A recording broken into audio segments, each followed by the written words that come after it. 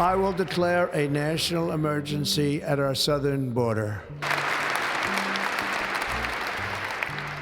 All illegal entry will immediately be halted, and we will begin the process of returning millions and millions of criminal aliens back to the places from which they came.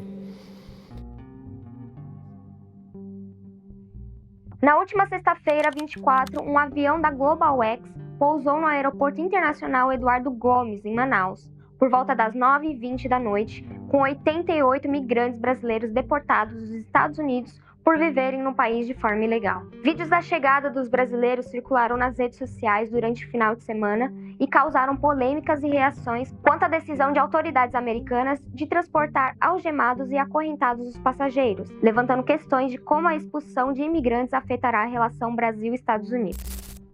O primeiro avião de brasileiros deportados dos Estados Unidos, depois que Donald Trump voltou à presidência, chegou ao Brasil em 24 de janeiro com 88 pessoas. Embora aquele voo tenha sido ordenado ainda na presidência de Joe Biden, ele se tornou um marco no tratamento aos imigrantes brasileiros. Após decolar na Louisiana, o voo apresentou um problema no sistema de ar-condicionado. Chegou a parar no Panamá para manutenção e pousou novamente em Manaus. O avião deveria seguir para Belo Horizonte, como todos os voos fretados com deportados dos Estados Unidos, mas a aeronave ficou parada durante horas na pista. De repente, a porta de emergência se abriu e algumas pessoas com as mãos algemadas e os pés acorrentados começaram a caminhar pela asa do avião. As imagens chocaram as autoridades brasileiras. As algemas sempre foram usadas nos voos com brasileiros deportados, mas eram retiradas quando o avião chegava em território nacional, já que eles não são considerados criminosos pelas nossas leis. O tratamento VIP, no entanto, dos americanos foi manter algemados os imigrantes mesmo em território nacional, muitos deles sem ficha criminal. Os brasileiros disseram que foram maltratados pela tripulação e pelos agentes americanos. Indignado, o governo brasileiro proibiu o avião de seguir para BH, enviou um avião da FAB para transportar os brasileiros e pediu explicações ao governo americano. Mas o episódio de Manaus foi apenas mais um sinal de Trump de que dias mais duros virão. Pela primeira vez em 60 anos do fenômeno migratório, Governador Valadares e as cidades do leste mineiro se preparam para um retorno dos imigrantes, seja por deportação, seja por medo do futuro nos Estados Unidos. O desafio é como recebê-los.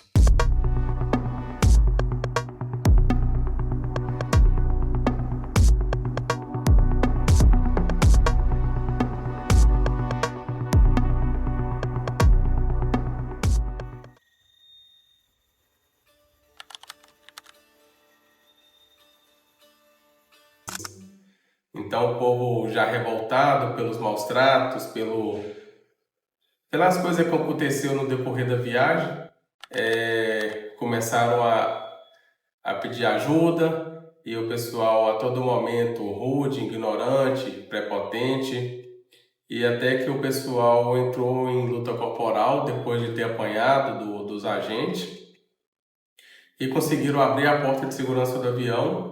Foi aí que, igual viram no vídeo, saíram pessoas pela asa do avião para pedir socorro. E até então o pessoal da Polícia Federal de Manaus não estava entendendo nada que estava acontecendo, porque a aeronave parou na pista de decolagem, de pouso, não sei, e ficou lá bastante tempo, quase 2 horas. E só foram entender a real situação do que estava acontecendo quando o pessoal quebrou a porta de emergência e saiu para fora. Juan Felipe Costa era um dos 88 brasileiros daquele voo de 24 de janeiro. Contamos a sua história nos Estados Unidos no episódio anterior. Depois de 4 anos buscando asilo, ele foi preso e separado da família. Ficou 25 dias detido antes de ser deportado naquele voo. A viagem toda não foi bacana. Não que eu estava esperando ser 5 estrelas, mas eu pensava que ia ser uma deportação digna para as pessoas que estavam ali. Tinha pais de família ali, não era só bandido igual o povo está falando na mídia. Tinha crianças no voo, tinha mulheres. Então eu acho que deveria ter um tratamento diferente, não do jeito que foi. Só em 2025, mais de 600 brasileiros foram deportados dos Estados Unidos. Esses voos fretados com brasileiros repatriados foram retomados em 2019, durante o primeiro governo Donald Trump nos Estados Unidos e de Jair Bolsonaro aqui no Brasil. Antes, as deportações aconteciam em voos comerciais, com escolta de agentes americanos. A justificativa que o Ministério das Relações Exteriores deu na época era abreviar a prisão de brasileiros nos centros de detenção americanos. Desde então, mais de 11 mil brasileiros já foram deportados, segundo números da Polícia Federal. Aí eu cheguei, me entreguei, eles me levaram para a prisão. Ali era numa cela que eu estava, tinha umas 100 e poucas pessoas, todo mundo dormindo num colchãozinho no chão. Ficamos 6 dias sem tomar banho. Eles davam lanche todo dia, né? Eu chamava de lanche, comida assim, não dava não. Era lanche, hambúrguer, cereal, maçã, água. Aí depois eles nos transferiram para outro presídio em outra cidade. Todo mundo algemado, entrava no avião, voamos umas 2 horas para outro estado. E lá também é a mesma coisa. Aí chegamos nesse local, tomamos um banho, fiquei mais uns 3 dias sem tomar banho. Aí transferiram para outro presídio. Aí ali a gente ficou no local, no restante do tempo lá. Aí a gente vai, cada processo que a gente vai querendo ficar, a gente, no caso, eu tentei a anistia, me negaram, depois tentei a fiança, também me negaram. Cada vez mais você vai tentando, você fica 3 meses para passar pelo processo, diante a corte, essas coisas. Aí vai prolongando, vai passando o tempo. Até que chega um momento que vai negando, e você pede tudo embora. Clécio Damascena, que você também conheceu no último episódio, emigrou uma segunda vez para os Estados Unidos em 2022, mas desta vez a entrada não deu certo. Ele ficou 8 meses preso até pedir para ser deportado. Ele se lembra que voltou ao Brasil 2 semanas antes das eleições americanas. Mesmo os casos, entre aspas, de sucesso do episódio anterior, possuem histórias de deportação na família para contar. É o caso de Maria das Graças, que teve uma irmã e vários sobrinhos deportados em meados dos anos 2000, durante a era George W. Bush. Na época, a sobrinha tinha acabado de ter neném e ficou afastada da filha. E aí, quando ela estava lá na prisão, né? Ela com os peitos cheios de leite, chorando, dando febre, por causa da menina estar sem mamar. Aí ela pediu muito, queria ver a filha, aí eles levaram lá, mas aí ela só pôde ver, né, pelo vidro. Aí foi mais sofrido ainda para ela. Já que se não tivesse visto, teria sido mais fácil. Já que pensou que ia poder pôr ela no colo, né, pegar. Mas aí o consulado ajudou para a deportação dela ser rápida por causa da menina. Desde 2019, os voos fretados chegavam ao aeroporto de Confins e dali o imigrante precisava se virar para voltar para casa. Alguns são deportados depois de décadas vivendo nos Estados Unidos. Como vão retornar? Para que casa? Que famílias estão todos nos Estados Unidos? Clécio conta que ele teve sorte, porque na época conseguiu acumular alguns dólares trabalhando na prisão. O dinheiro serviu para ser trocado no aeroporto e só assim ele pôde pagar a viagem para casa. Além disso, muitos chegam frustrados pelo fim do sonho americano e não recebem o atendimento psicológico adequado. Quanto tempo os voos chegam lá em Confins?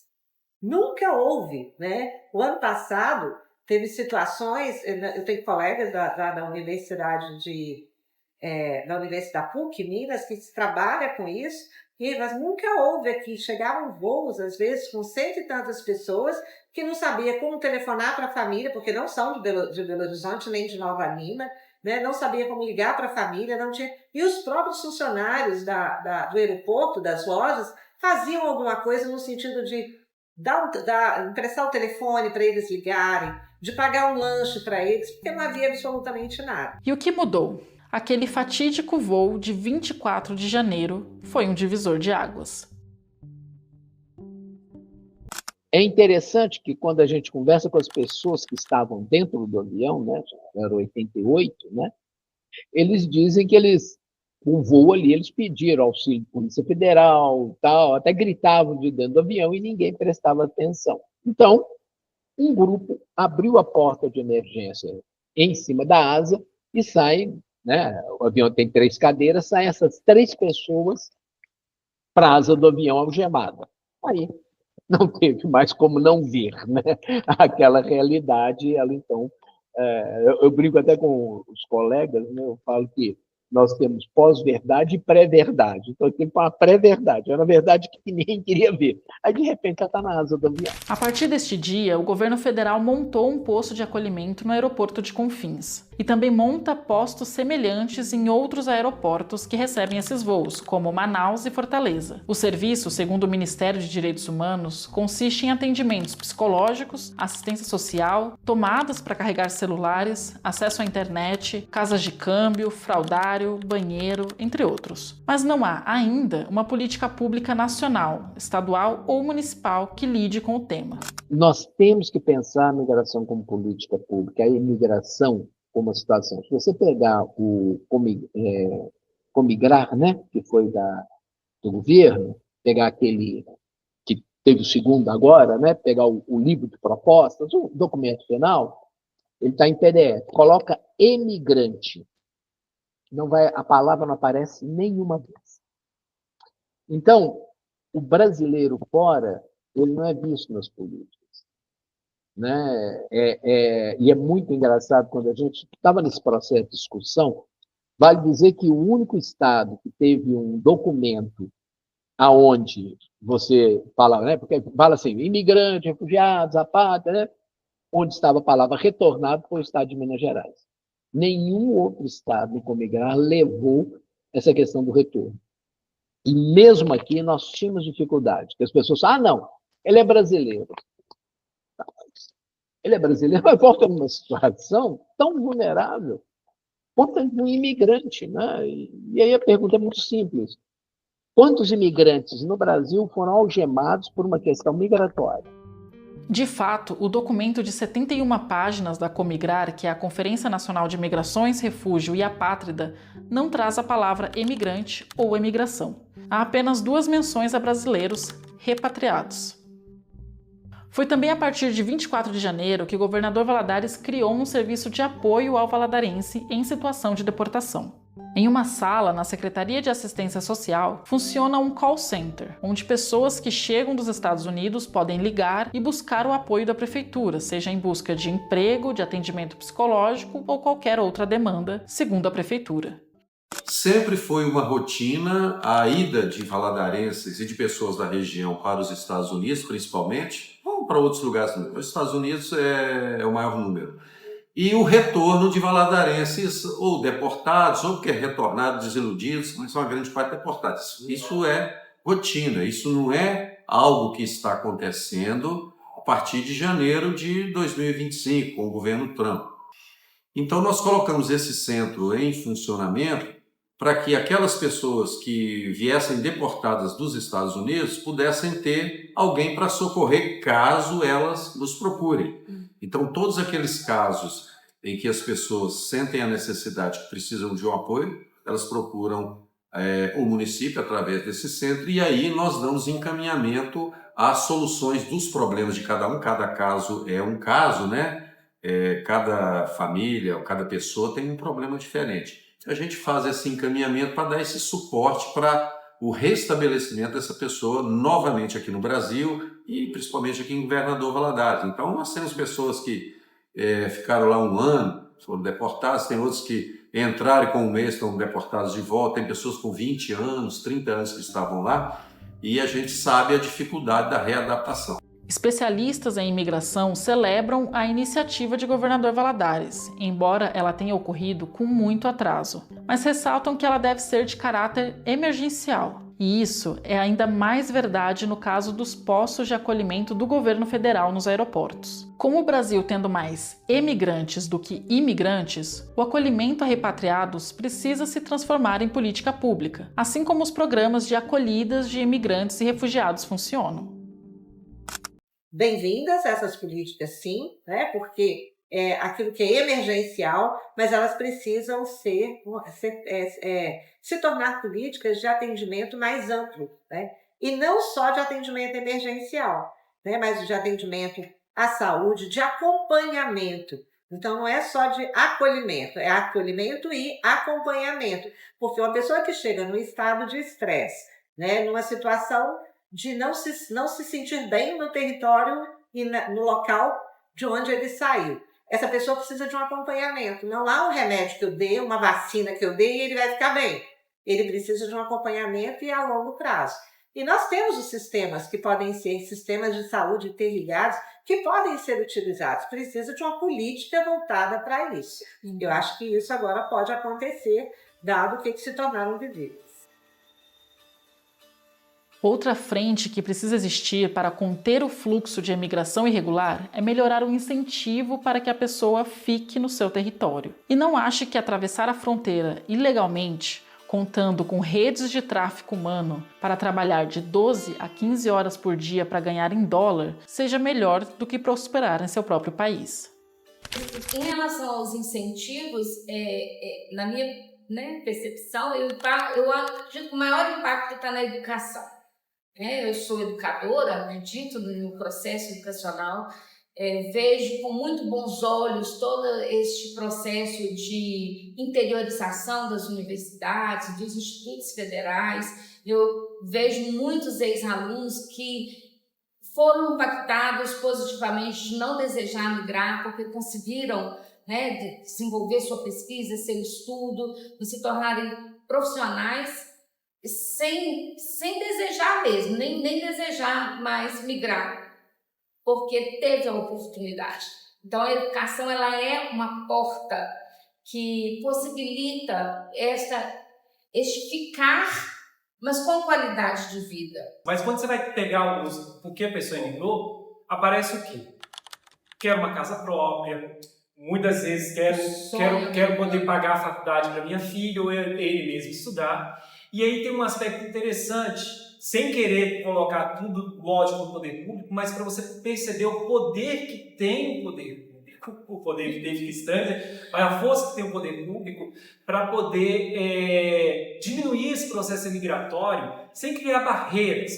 Ao invés de você criar barreiras, você tem que criar oportunidade, é fato. E aí, por exemplo, essa expansão da educação federal para Governador Valadares e até para o Vale do Aço, ela é essencial. Porque hoje um estudante em Governador Valadares tem a opção de fazer medicina ali, de graça. Então ele não tem mais, uma mãe lá não tem mais como única opção para sua filha poder ser médica, eu tenho que ir para o exterior para conseguir pagar uma mensalidade de R$10.000, coisa desse tipo.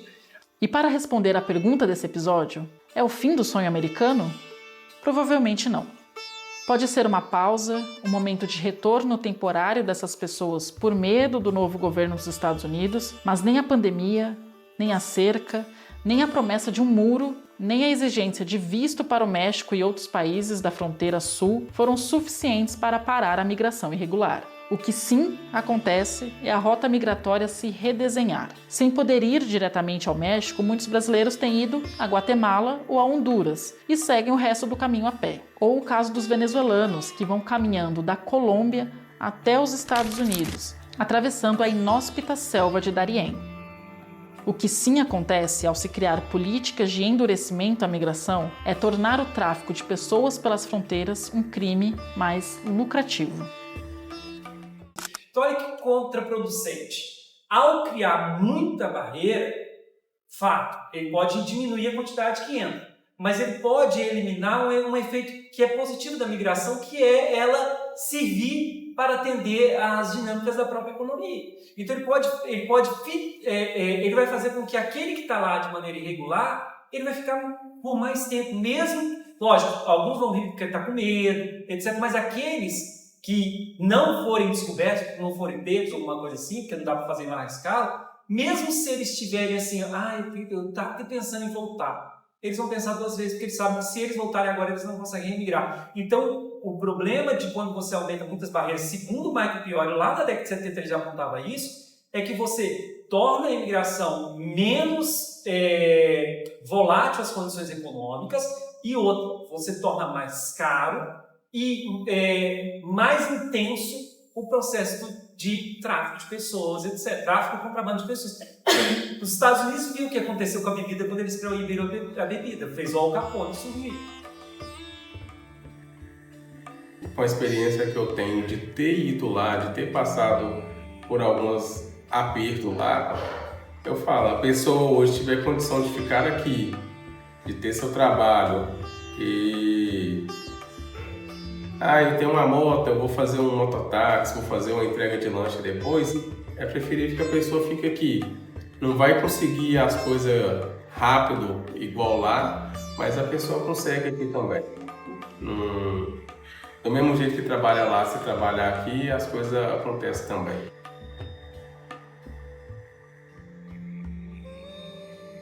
Eu desejo do fundo do meu coração que quem está lá, que conseguisse um papel americano, documentação, ficar legal, ficar tranquilo, porque são tantas pessoas bacanas, a gente conheceu muita gente na igreja, pessoal muito sinceros, assim, só fez esse caminho mesmo por pura necessidade, então, nada de vaidade. Então a gente torce para que quem esteja lá, quem estão lá, né, que consigam um dia a documentação e se tiver que vir embora, vem por opção, não por deportação.